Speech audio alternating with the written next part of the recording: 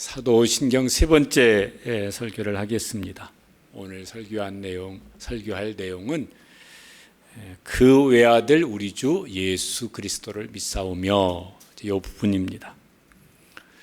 두 번에 걸쳐서 하나님 아버지가 어떤 분이신가? 전능하사 천지를 창조하신 하나님이시다. 나하고 무슨 상관이 있는가? 그분은 아버지가 되시고 우리는 그의 자녀가 되는 것이다. 어떻게? 예수님을 믿음으로. 예수님을 믿고 하나님의 자녀가 되었고 하나님의 아버지시고 내가 그의 자녀다. 그런데 그 아버지가 어떤 분이냐면은 전능하셔서 천지를 창조하신 분이시다. 이게 정말 사실이라고 하면은 그러면 인생이 아주 대박난 거죠. 그렇죠? 아버지가 전능하신 창조주 하나님이세요.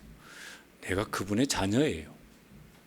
그럼 이거보다 더 큰 일은 없을 거예요. 그러니까 사도신경 신앙 고백을 하는데 이게 이제 마음의 확신이고 또 삶으로도 그렇지, 하나님의 아버지시지. 그러니까 그 아버지가 내 삶에 지금 이런 일을 하고 계시지. 이게 이제 경험되어지는 자녀들 되시고 그런 하나님의 자녀의 삶을 살 수 있게 되시기를 주님의 이름으로 축복합니다. 우리가 어떻게 이제 하나님의 아버지가 되시고 우리가 그의 자녀가 되냐면 예수님을 이제 믿음으로 되어지는데, 그러면 예수님은 누구시냐 하는 거예요. 사도신경에서 이제 예수님에 대한 고백이 제일 깁니다. 거의 한 반 이상을 차지합니다. 왜 그렇게 길까 그러면은 그게 이제 기독교 신앙의 핵심이기도 이제 하고 또 예수님이 누구시냐 이런 부분에 대해서 초대교회 때부터 여러 가지 이제 신학적인 논쟁들이 있었습니다. 그런 것을 잘 정립해서 여기 사도신경에 이제 신앙 고백으로 이렇게 넣기도 한 것입니다. 지금도 이제 이단들은 하나님이 누구시냐 그럴 때 제일 이제 구원자 예수님이 누구시냐에 대해서 이렇게 왜곡시켜요. 그리고 슬쩍 이제 누가 그 자리로 들어갑니까? 그 이단 교주가 그 자리로 들어가서 내가 구원자다. 뭐 이런 이제 정신 나간 이제 일들을 합니다. 그런데 우리의 신앙 고백이 명확하지 않으면은 그런 말들이 자꾸 속아 넘어가요. 그래서 듣다 보니까 그러면 우리가 믿는 예수는 구원자가 아닌가? 뭐 이만희가 혹은 뭐 누가 구원자인가? 뭐 이렇게 가지고 이제 속아서 넘어가는 일들이 생기는 것이죠. 그러니까 예수님이 누구신지를 알고 바르게 신앙 고백하는 것은 우리 신앙생활에 지금도 매우 이제 중요한 이제 일입니다. 예수님께서 이제 십자가 지시기 얼마 전에 제자들에게 물어봤습니다. 사람들이 인자는 예수님을 가리키는 것인데 사람들이 나를 누구라고 하느냐? 그 제자들이 이제 들은 얘기를 합니다. 뭐 세례 요한이라고 그럽디다. 예레미야라고 그럽디다. 뭐 선지자 중에 무슨 한 사람인 거라고 그럽디다. 그러니까 예수님께서 가르치시기도 많이 하시고 뭐 기적도 행하시고 하셨지만 사람들이 예수님이 누구인지를 바르게 이제 알지 못했던 겁니다. 제자들에게 물어봅니다. 그러면은 사람들은 그렇게 말을 하는데 제자인 너희는 나를 누구라고 하느냐? 너희는 나를 누구라고 알고 있고 누구라고 믿고 있느냐? 그래서 제자로서 지금 나를 따르고 있느냐? 그걸 이제 물으신 것입니다. 그때 이제 베드로가 늘 적극적인 분이죠. 주는 그리스도시요 살아계신 하나님의 아들이십니다. 그랬더니 예수님이 들으시고 칭찬하셨어요. 그 신앙 고백을 잘했다고. 우리에게도 이제 물으실 것입니다.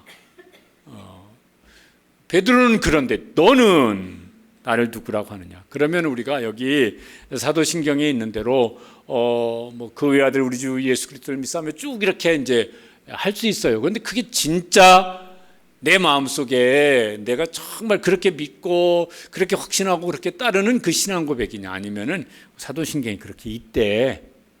그리고 그렇게 또 이제 뭘 다 하자고 그러니까 그냥 따라서 하는 건가? 그건 또 다른 거잖아요. 그냥 이렇게 뭐 다 같이 사도신경 신앙 고백합니다. 우르르 이렇게 하는 것과 그게 진짜 내 신앙이에요. 나한테 예수님은 진짜 그런 분이세요. 그래서 이제 고백하는 것과는 이건 또 별개의 일이잖아요. 그럼 우리가 이제 뭐 예수님은 이런 분이시다 고백하면 예수님께서도 베드로에게 칭찬하셨던 것처럼 야, 너 바른 신앙 고백을 하고 있고 그 신앙 고백 때문에 내가 지금 이렇게 살고 있구나. 그렇게 이제 칭찬하실까? 오늘 이제 몇 주에 걸쳐서 예수님이 누구신지에 대한 신앙 고백을 쭉 살펴보겠습니다. 그러면서 예수님이 누구신지를 바르게 알고 또 내가 진짜 그런 믿음이 있고 또 그 믿음 때문에 우리가 이제 신앙생활을 지금 이렇게 하고 있다. 이렇게 이제 고백할 수 있는 우리 교회가 되어지고 성도들 되셨으면 참 좋겠습니다. 이제 오늘 그 사도신경 이제 오늘 살펴볼 부분이 이렇습니다. 그 외아들 우리 주 예수 그리스도를 믿사오며 예수님은 그 외아들이다. 그분의 외아들이다 이런 거예요. 여러분 그 성경을 보시면은 이게 이제 오래된 성경은 이제 없겠지만은 뭐 근래 몇 년 안에 산 성경에는 사도신경이 옛날식 사도신경이 있고 새 번역 사도신경이 이렇게 있습니다. 우리는 그냥 옛날 거대로 의미는 별 차이가 없는 것이니까 옛날 거로 그냥 이제 사도신경 신앙 고백을 하는데 여기에 보면은 이렇게 되어 있습니다. 나는 그의 유일하신 아들 우리 주 예수 그리스도를 믿습니다. 외아들이라고 하지 아니하고 유일하신 아들이라고 요 새 번역 사도신경에는 그렇게 되어 있습니다. 외아들 유일하신 아들을 누구를 말을 하는 걸까? 오늘 본문에 나와 있는 베드로 사도는 그걸 어떻게 말을 했냐면은 예수님을 가리켜서 살아계신 하나님의 아들이십니다. 이렇게 고백을 했어요. 예수님 그거 잘했다고 칭찬을 하셨거든요.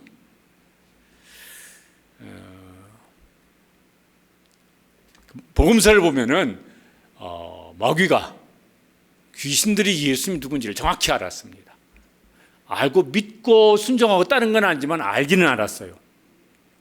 그래서 뭐라고 말하냐면 그 귀신 들린 사람에게 예수님께서 다가가니까 그 안에 있는 귀신 저렇게 말을 합니다.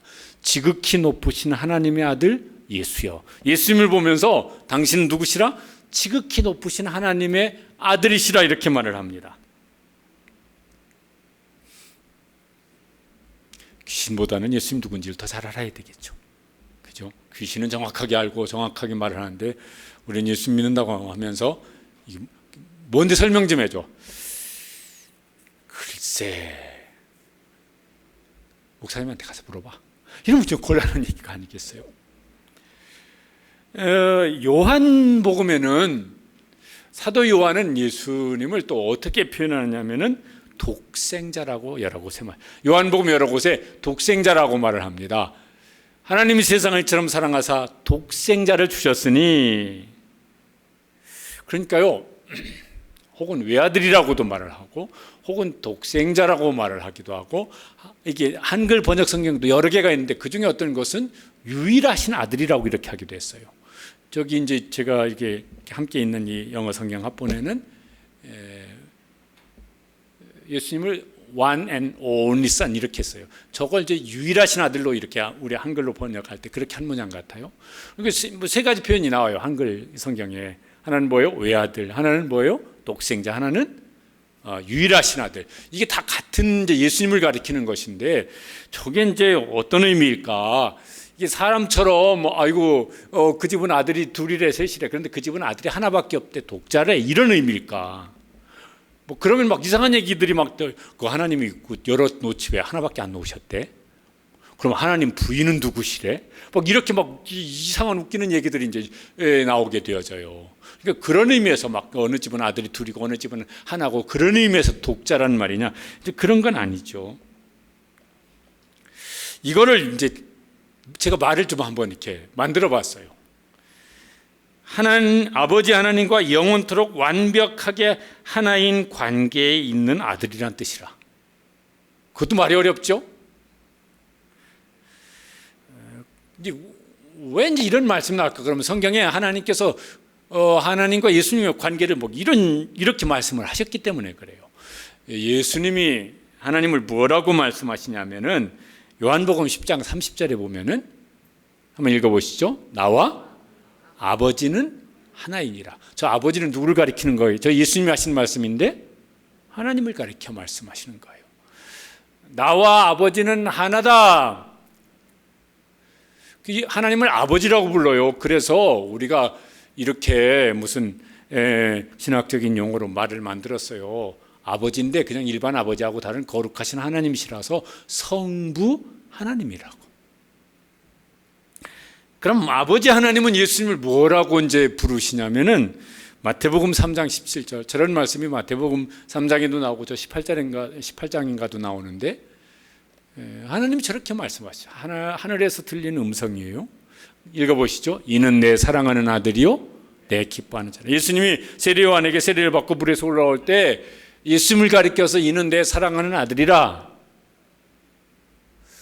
그래서 아버지께서 예수님을 사랑하는 아들이라고 그래요. 그런데 일반 아들, 이 집 아들, 저 집 아들 구분하기 위해서 거룩하신 아들 성자, 그런데 뒤에 이제 더 설명하겠지만 그분이 하나님이시라서 우리가 성부 하나님, 성자 하나님 이렇게 이제 말을 하는 것입니다.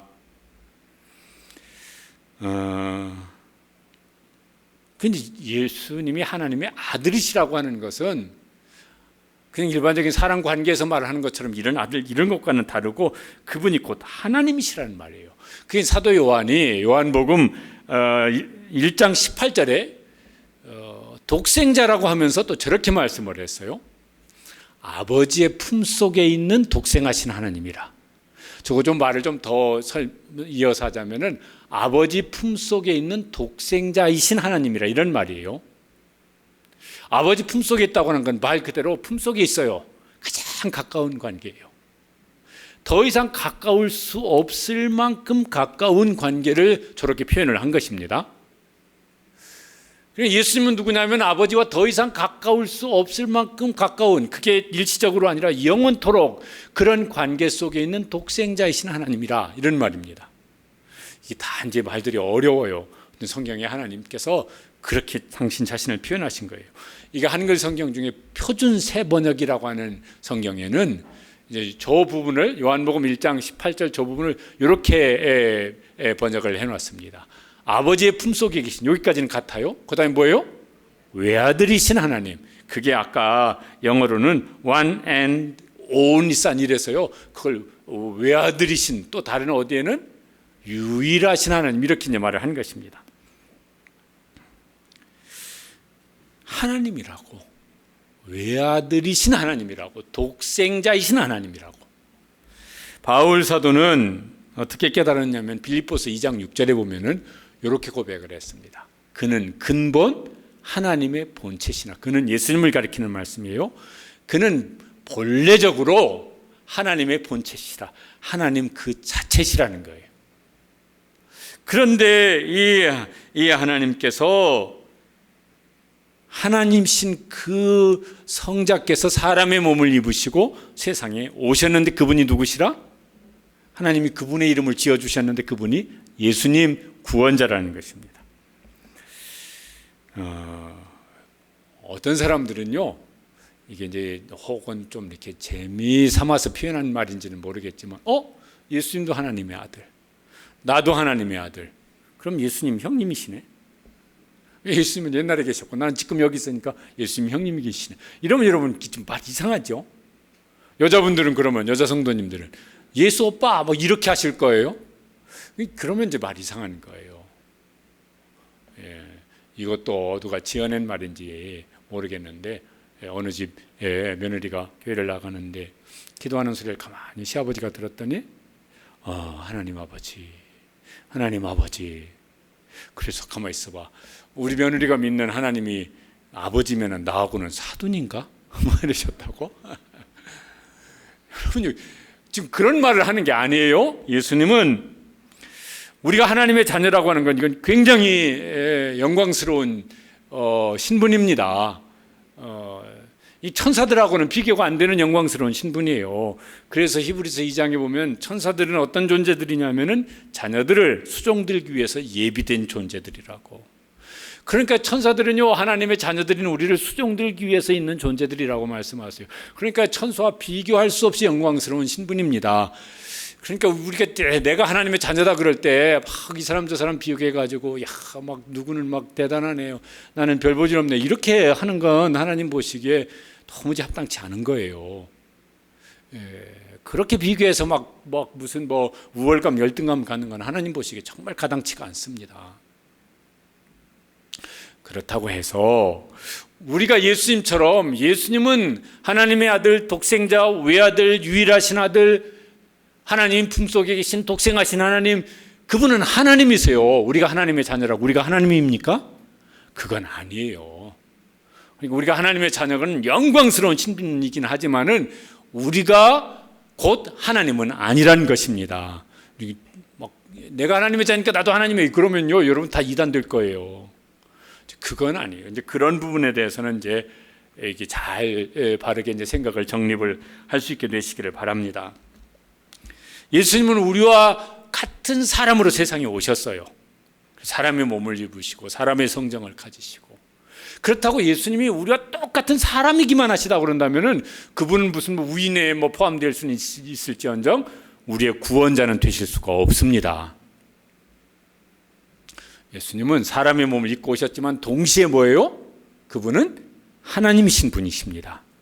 그러니까 예수님이 그 외아들이라, 독생자 예수님이라 이렇게 말하는 것은 그분은 사람의 몸을 입고 세상에 오시긴 오셨지만은 그분은 누구시라? 곧 하나님이시라는 것입니다. 예수님이 나와 아버지는 하나라 이렇게 말씀하니까 유대인들은 그 말들을 금방, 그게 무슨 의미인지를 금방 그 당시에는 다 사람들이 아는 말이었던 것 같아요. 그래서 유대인들이 예수님을 신성모독이라 그래가지고 예수님을 이제 죽이려고 하기 시작합니다. 그때 유대인들이 했던 말입니다. 요한복음 10장 33절에 나와 아버지는 하나라, 그 말이 그 당시 사람들에게 어떤 의미였냐면 저 의미였었다는 거예요. 네가 사람이 되어 자칭 하나님이라 함이로다.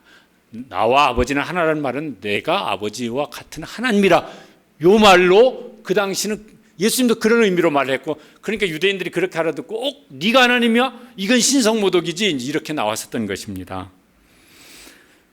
그들은 늘 하나님을 찾는 사람들이었었지만은 하나님이 독생자 곧 하나님이신 것은 몰랐어요. 그건 믿지 못했어요. 그래서 예수님을 거부했어요. 못 박아 죽여라 막 이렇게 들고 일어났던 것입니다. 예수님이 독생자이시라고 하는 것이 하나님이시라는 의미인데, 여러분 예수님이 정말 독생자 예수님, 하나님의 아들 예수님, 곧 하나님이신 예수님을 믿습니까? 진짜로 여러분 진짜로 믿는, 저는 안 믿어집니다. 이런 분들은 억지로 대답할 건 없는데, 나는 예수님이 진짜 하나님의 아들이시고 하나님이신 예수님이라 믿습니다. 그런 분들 한번 아멘 해보시기 바랍니다. 굉장한 은혜고 복이죠. 왜냐하면 그 당시 유대인들도 그게 뭔 소리야, 너 신성모독에 저렇게 말하는 저 예수는 죽어야 돼. 그래서 예수님을 십자가에 매달았다니까요. 그러니까 이걸 아는 것은요 굉장한 은혜고 굉장한 복입니다. 그런데 그 하나님이신 예수님이 나하고 뭔 상관이란 말이야, 이거예요. 그분이 하나님이 됐든 누가 됐든 나하고 아무 상관없으면요 아무 상관없는 일이에요.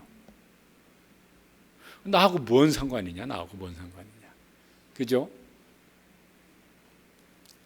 무슨 요새는 제일 부자가 하도 세계 제일 부자가 바뀌어가지고 요새는 누가 제일 옛날에는 또 오랫동안 빌 게이츠가 제일 부자였었어요. 빌 게이츠가 아저씨인 사람은 그거 부자인 게 나하고 아무 상관이 없어요. 빌 게이츠 씨 그렇게 아는 사람은 그 사람이 부자가 됐든 뭐든 상관이 없어요. 그런데 그 사람이 나의 아버지야, 이런 사람은 그 사람이 부자인 게 나하고 굉장한 상관이 있어요. 그죠?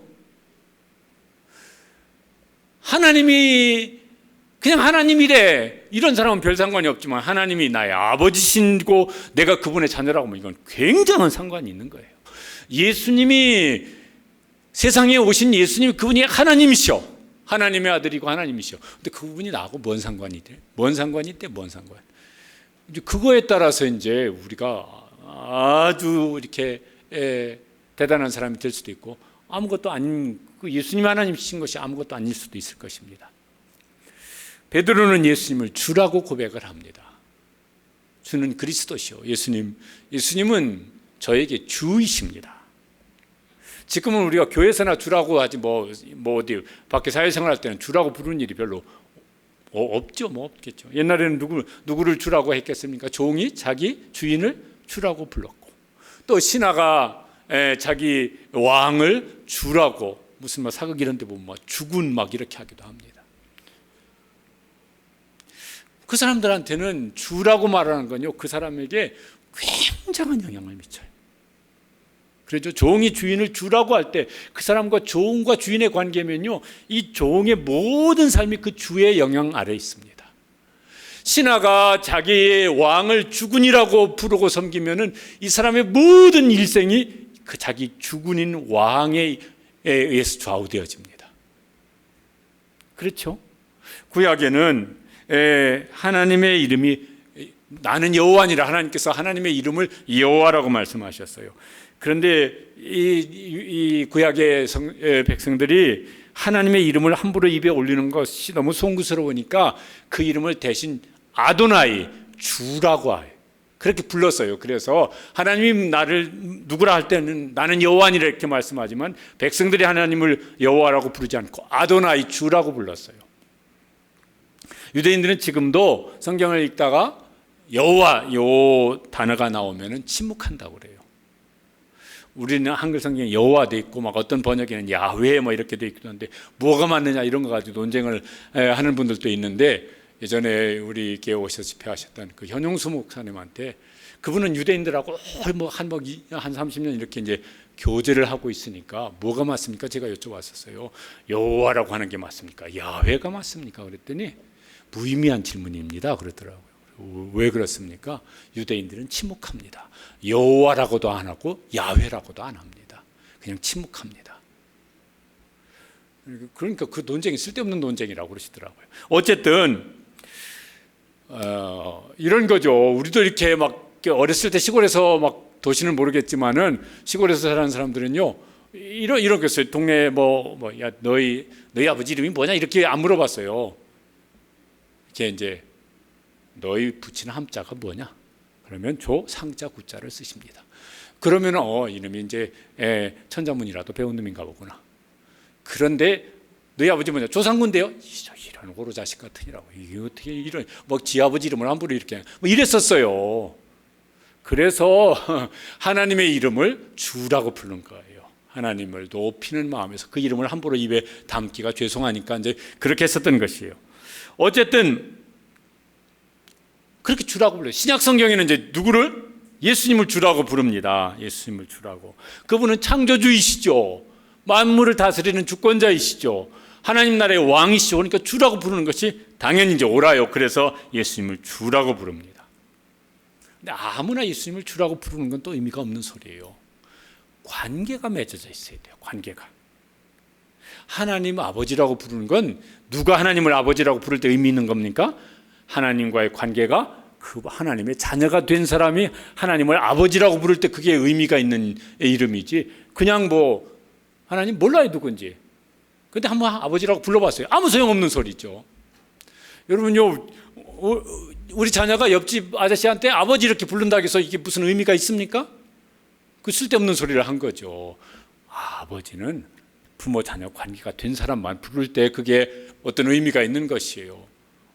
남자 성도님들이 예배 끝나고 집에 들어가다 옆집 아줌마를 만났네. 우리도 부부도 들어가고 그 집 부부도 들어가는데 그 옆집 아줌마한테 여보 이렇게 부르면 어떻게 되겠습니까? 난리가 나지. 여보는 어떤 사람만 부를 수 있는 이름이에요? 부부라고 하는 관계 속에 있는 사람만 부를 수 있는 일이에요. 어떤 관계 속에 있을 때 그 부르는 호칭이 있고, 그때 이제 그 부르는 이름이 이제 의미가 있는 것이죠. 저희 집에 이제 6살짜리 손주가요, 제 아내한테 가족놀이 하자고 그런대요. 그러면 자기는 이제 아빠하고 제 아내한테 할머니가 엄마 해. 그런 다음에 여보 이렇게 부른대요. 제 아내가 그럴 때마다 이게 놀이긴 하지만은 참 민망스럽다고. 그거는 그냥 놀이지.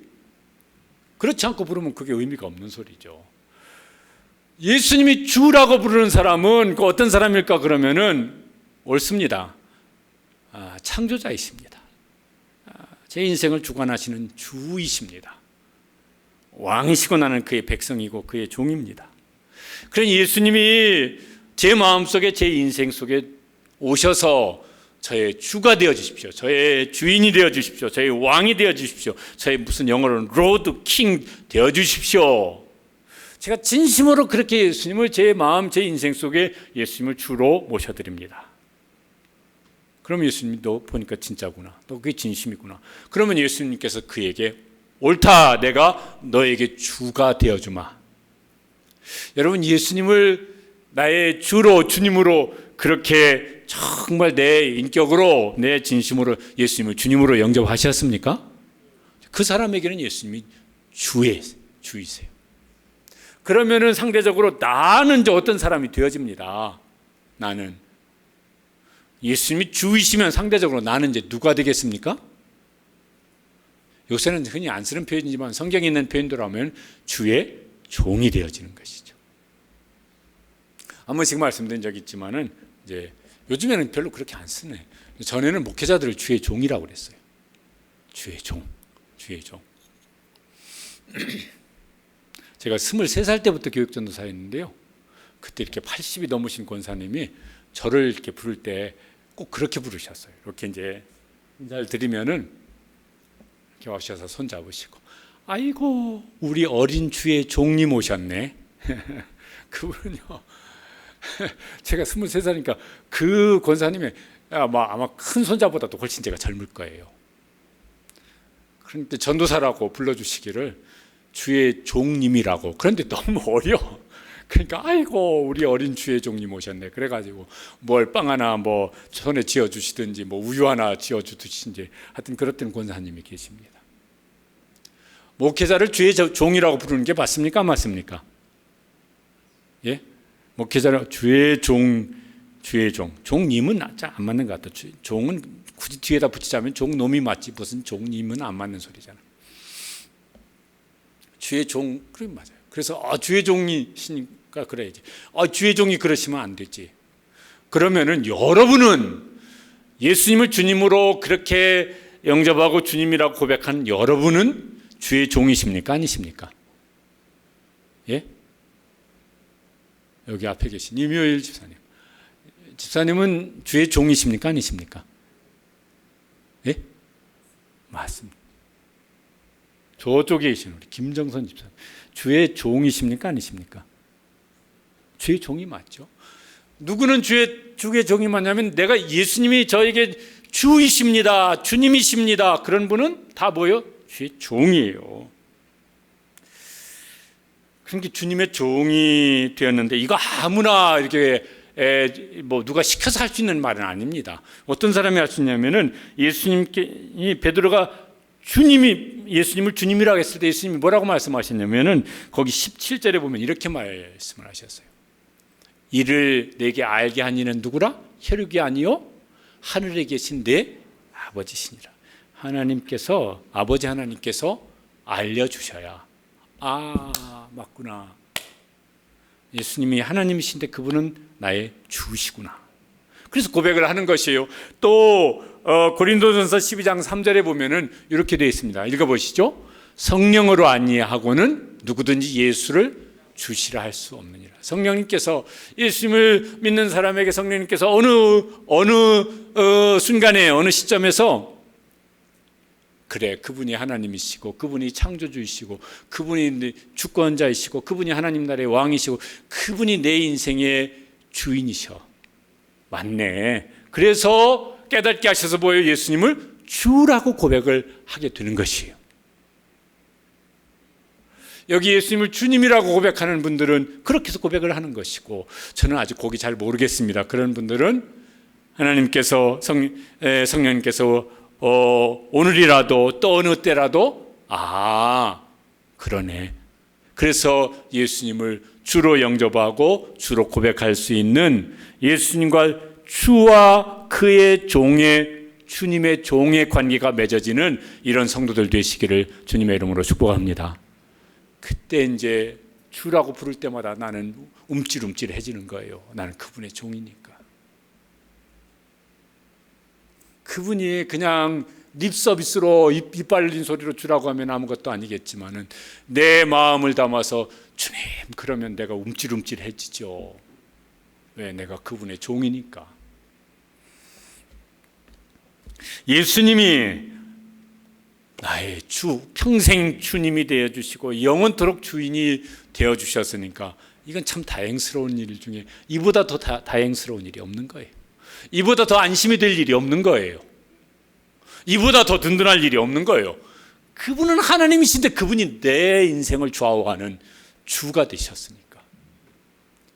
그런데 이런 것도 고민을 해봐야 됩니다. 뭐냐면 주여 예수님을 부르는데 실제로 내 마음을 움직이고 내 삶을 움직이고 내가 더 관심을 가지고 있고 그것 때문에 내가 어떤 결정을 하고 내가 그것 때문에 선택을 하고 그것이 내가 뭔가를 포기하게 만들고 그것이 나로 하여금 뭔가를 막 하고 내 인생 전반을 이끌어가고 있는 그 무엇이 있다면 그게 예수님이면 예수님이 진짜 주인데 예수님이 아니고 다른 무엇이 그거라고 그런다면은 그게 내 인생의 진짜 주예요. 예수님이 내 인생의 주가 아닌 거예요. 그 사람에게는 그게 그 사람의 인생의 진짜 주예요. 그러면서 예수님 주여 그러면은 야 거짓말 하지 마. 내 인생의 주가 따로 있잖아. 그런데 뭘 그렇게 실컷 살다가 뭐 그냥 기도 시간이나 주여 뭐 이러고 있어. 빈말 하지 마. 예수님이 그러실 수도 있을 거예요. 그러니까요, 예수님이 나의 주여 그게 진짜 맞다 그런다면은 그 주님이 내 인생의 목적부터 삶의 방법부터 삶의 태도부터 뭘 선택하는 할지 말지를 결정하는 일도 그 주님이 결정하시도록 그리고 거기에 따라갈 수 있도록 그렇게 예수님을 주님으로 진짜 주님으로 따라가시는 주의 종들이 되시길 바랍니다. 그러면 그 주님께서 그 선하신 뜻 가운데 우리의 인생을 가장 주님 보시기에 복된 길로 아름다운 길로 형통한 길로 영원한 길로 인도해 주실 것입니다. 이게 이제 우리가 신앙 고백할 때 예수님을 주로 고백하는 건 그런 것이 그 속에 다 들어있는 것이죠.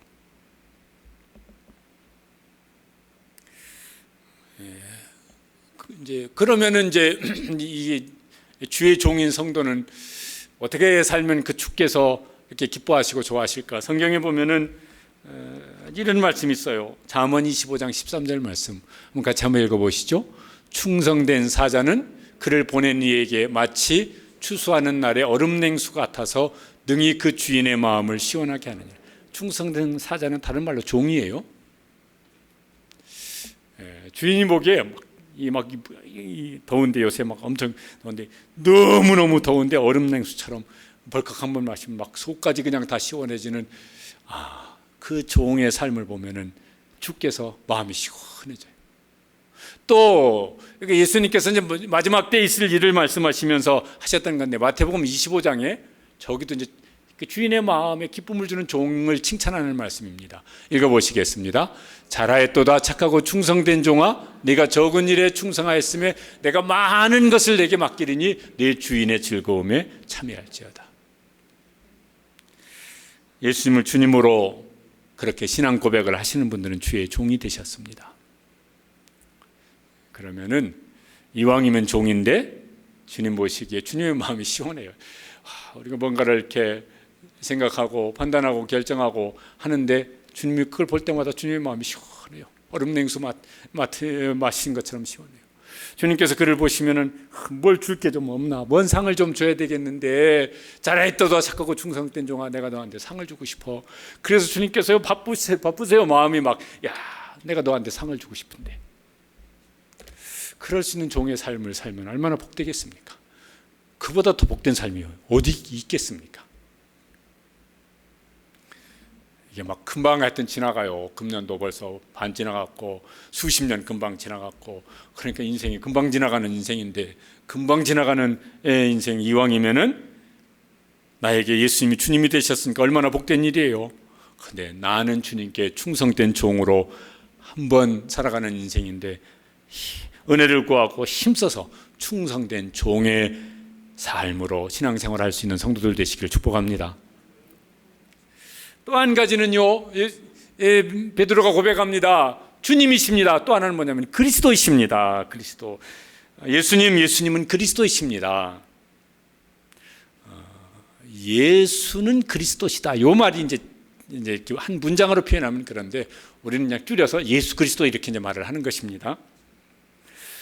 예수라고 하는 것은요, 일반적인 이름이에요. 그 당시에도 예수란 이름이 이제 꽤 있었을 겁니다. 구약 성경에도 뭐 예수와 여호수아, 호세아 이런 이들이요, 다 예수란 그 자음에서 붙인 모음에 따라 발음이 다른 거예요.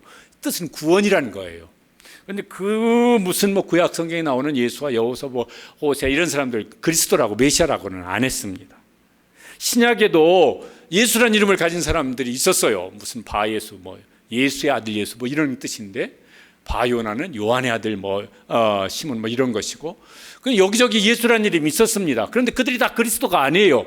그리스도인 예수님은 저기 마리아와 요셉을 통해서 태어난 예수님이에요. 그 예수 하나님께서요, 그 이름을 직접 지어 주셨습니다. 그 잉태했을 때. 그래서 누가복음 1장 31절에 보면은 내가 잉태의 아들 낳으리니 이름을 예수라 하라. 또 정은 그 결혼 상대였던 요셉에게도 이제 그 사실을 알려주면서 마태복음에 보면은 아들 낳으리니 이름을 예수라 하라. 이는 그가 자기 백성을 그들의 죄에서 구원할 자이십니다. 고 예수, 마리아와 요셉을 통해서 태어난 예수님만을 누구라고? 그리스도라고 말을 하는 것입니다. 그래서 성경에 다른 예수와 구별하기 위해서 요셉의 아들 예수라 이렇게 말을 하기도 할 때도 있고, 혹은 예수님이 자라셨던 그 고향 동네 이름을 따서 나사렛 예수라. 왜? 다른 동네에도 예수가 있으니까. 이래서 이제 우리가 그리스도라고 믿는 예수님을 구별하기 위해서 그렇게 이제 부르는 일들이 있어요. 성경을 읽을 때 왜 그렇게 붙였을까 그러면 이제 그래서 그렇다고 이해하시면 되어집니다. 그런데 이 그리스도라는 말과 이 그리스도라는 말의 뜻이 뭐냐면 기름 부음 받은 자인데, 요건 구약 성경에도 요 말이 있어요. 히브리어로는 뭐죠? 메시아. 신약 성경에 기록된 헬라어로는 그리스도. 근데 이 뜻은 뭐냐면 기름 부음 받은 자예요. 여러분 구약 성경에 보면은 어떤 직책에 임명할 때 머리에 기름을 부어서 이렇게 감람유를 머리에 부어서 그 직책에 임명하는 세 가지 직분이 있습니다. 성경 공부하시는 분들은 어떤 직분이 있습니까? 선지자. 선지자직에 임명할 때 머리에 기름을 부어서. 또 누구? 대제사장. 제사장 중에 대제사장은 그 직에 임명할 때 머리에 기름을 부었어요. 또 누가 있습니까? 왕이죠. 왕은 그 머리에 기름을 부어서 요 사람은 하나님께서 하나님의 백성들을 위해서 구별되게 어떤 직책을 감당하는 사람이라, 그래서 그렇게 머리에 기름을 부어서 이제 어떤 직책에 임명을 했습니다. 그런데 그들을 다 메시아라고 말하지는 않아요. 뜻은 기름 부음을 받은 사람이지만은 그들을 부를 때 그들을 메시아라고 부르지는 않았습니다. 그러면 그들은요, 어떤 사람들이냐면은 진짜 메시아, 하나님이 보내실 진짜 메시아를 보여주는 그림자라, 혹은 모형이라 이렇게 나와요. 그러면서 이제 그 선지자, 그 무슨 왕, 그 제사장을 바라보면서 하나님께서 언젠가 우리에게 메시아 보내주실 거야. 그리고 이제 누구를 보내주셨냐면은 예수님을 보내주시고, 이분이 누구시다? 메시아다. 이분이 누구시다? 그리스도라는 말씀을 하신 것입니다. 그리고 예수님이 그 일을 행하신 거예요. 선지자의 일을 감당하신 것이죠.